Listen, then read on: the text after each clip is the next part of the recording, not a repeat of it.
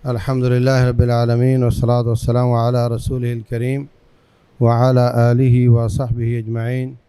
अऊज़ु बिल्लाहि समीउल अलीम मिनश शैतानिर रजीम। क़ाला अल्लाहु अज़्ज़ा व जल बिस्मिल्लाहिर रहमानिर रहीम वल अस्र इन्नल इंसाना लफ़ी खुस्र इल्लल लज़ीना आमनू व अमिलुस सालिहात व तवासौ बिल हक़ व तवासौ बिस सब्र। ये अज़ीम सूरत है, इसमें कामयाबी का मुकम्मल मंशूर बयान हुआ है। तो ईमान होना चाहिए कामयाबी के लिए, और अमल साले होना चाहिए, और दावत इल्लल्लाह व तवासौ बिल हक़।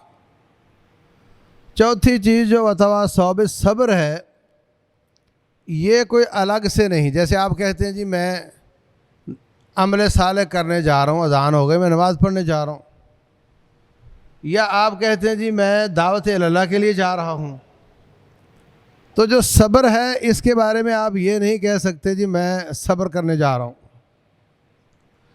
बल्कि वो ईमान का भी जुज़ है, और वो अमल सालेह का भी जुज़ है, और वो दावत इल्लल्लाह का भी जुज़ है।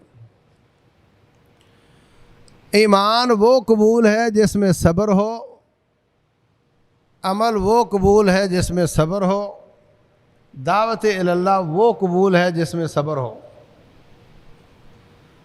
ईमान लाए हज़रत बिलाल, उनको सब्र करना पड़ा, उनको तकलीफ़ें दी गईं।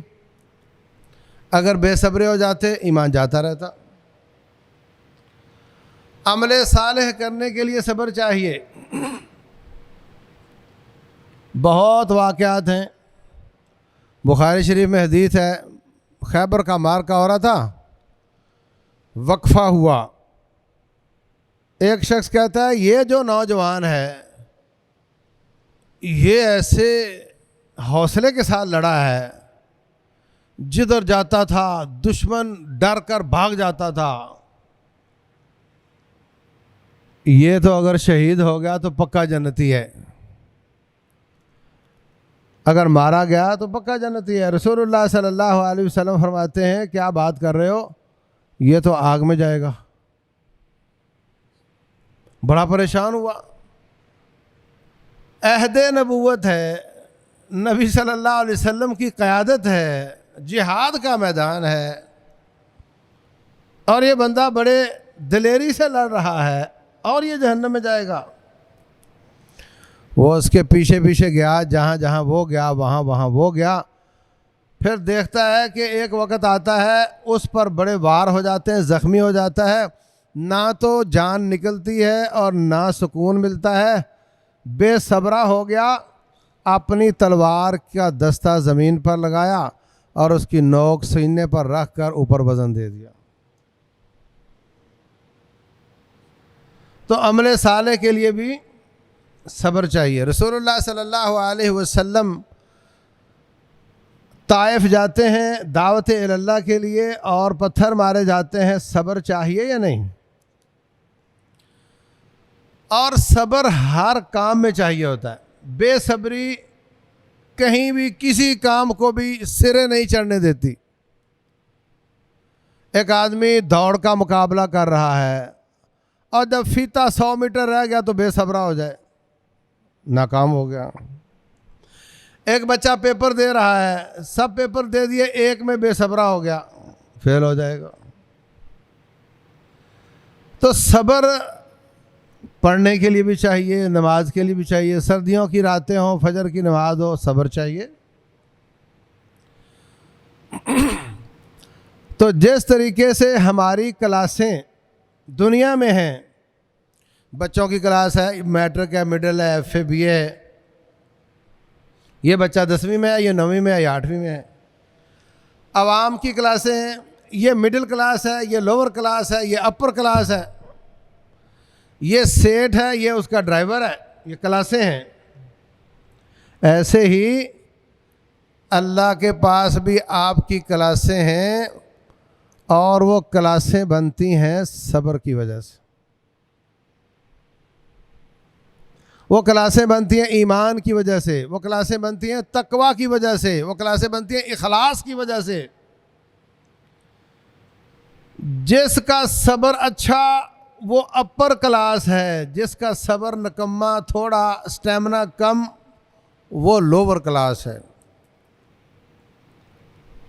हो सकता है सेठ दुनिया में अपर क्लास हो और अल्लाह के नज़दीक सब्र के हिसाब से लोअर क्लास हो या फेल हो, और उसका नौकर, उसका पियन, उसका गनमैन, उसका ड्राइवर दुनिया में वो लोअर क्लास में है और अल्लाह के कागज़ों में वो उससे भी अपर क्लास में हो। रसूलुल्लाह सल्लल्लाहु अलैहि वसल्लम फरमाते हैं, अक्सर उन्नास बलान अल-अंबिया, सबसे ज़्यादा तकलीफ़ आजमाइश नबियों को आती है। नबी अल्लाह के नज़दीक सबसे अपर क्लास है ना। इन्न इज़म अल जज़ाई मा इज़म अल बलाई, जितनी बड़ी तकलीफ़ होगी उतना बड़ा सब्र होगा, उतनी बड़ी जज़ा होगी। और सब्र ऐसी इबादत है जिसके अजर का कोई हिसाब ही नहीं है। फरमाया इन्नमा युवफ़्फ़ा साबिरून अजरहुम बिगैर हिसाब। तो नबियों को तकलीफ़ सबसे ज़्यादा आती है। सुम्मल अमसल फल अमसल, जितना कदर नबियों की सीरत के करीब तर होता चला जाएगा, अपर क्लास होता जाएगा, इम्तिहान मुश्किल तर होता जाएगा, जितना पीछे हटता जाएगा लोअर क्लास जाएगा और इम्तिहान आसान हो जाएगा। ज़ाहिर सी बात है, बीए का इम्तिहान मुश्किल होता है, प्राइमरी का आसान होता है। तो जो नबियों की सीरत के करीब तर होगा उसका इम्तिहान कड़ा होगा और उसकी क्लास भी अपर होगी और उसके आमाल की जज़ा भी ज़्यादा होगी। उसकी नमाज और लोअर क्लास वाले की नमाज का वज़न का बड़ा फ़र्क होगा,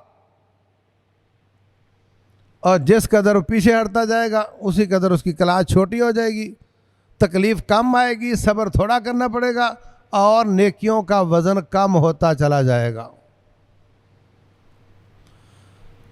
रसूलुल्लाह सल्लल्लाहु अलैहि वसल्लम फरमाते हैं, जब क़यामत वाले दिन आज़माइश वाले लोगों को अजर मिलेगा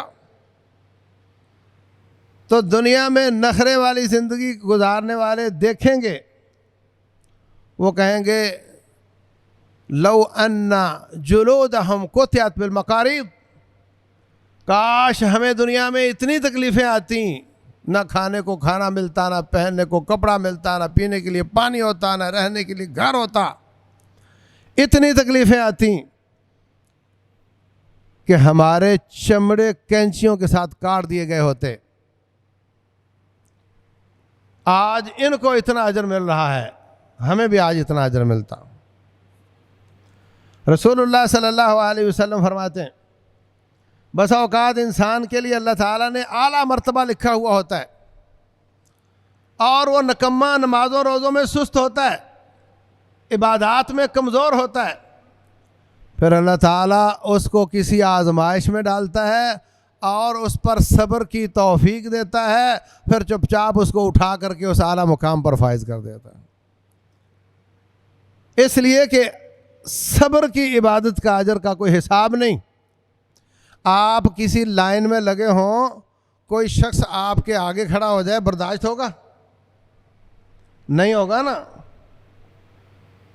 तो आप भी नमाज़ें पढ़ रहे हैं, वो भी पढ़ रहा है, वो भी पढ़ रहा है, लाइन में लगे हुए हैं, लेकिन सब्र ऐसा काम है, ऐसी इबादत है कि उसका अजर का हिसाब कोई नहीं। उसको अल्लाह ताला लाइन में सबसे आगे खड़ा कर दे तो कोई एतराज़ नहीं कर सकता, इसलिए कि इन्नमा युवफ़्फ़ा साबिरून अजरहुम बिगैर हिसाब।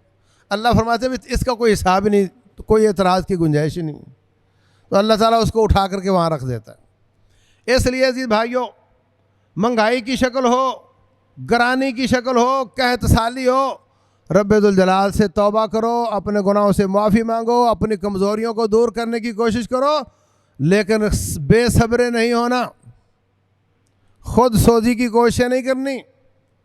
इस पर सब्र करना है। रसूलुल्लाह सल्लल्लाहु अलैहि वसल्लम फरमाते हैं, मैं ताज्जुब करता हूँ मोमिन की हालत पर, फ़इन्न अमरहु खैरन कुल्लुह, उसका हर मामला ही खैर का है। इन असाबत सर्रा फशकर फ़कान खैरन लह, अगर उसको आसूदगी मिल जाती है, उस पर शुक्र करता है तो भी उसके लिए अच्छा होता है, और उस पर तंगी आ जाए, मुसीबत आ जाए, आजमाइश आ जाए, उस पर सब्र करता है, वो भी उसके लिए अच्छा ही होता है। जब ईमान आ गया तो तेरी हर बात ही अच्छी है, तेरा हर ऑप्शन ही अच्छा है। सब्र और शुक्र के बीच की ज़िंदगी गुजारो। अल्लाह तबारक व तआला अमल की तौफीक दे। वल्लाहु आलम व सल्लल्लाहु वसल्लम व बारक अला नबीना मुहम्मद।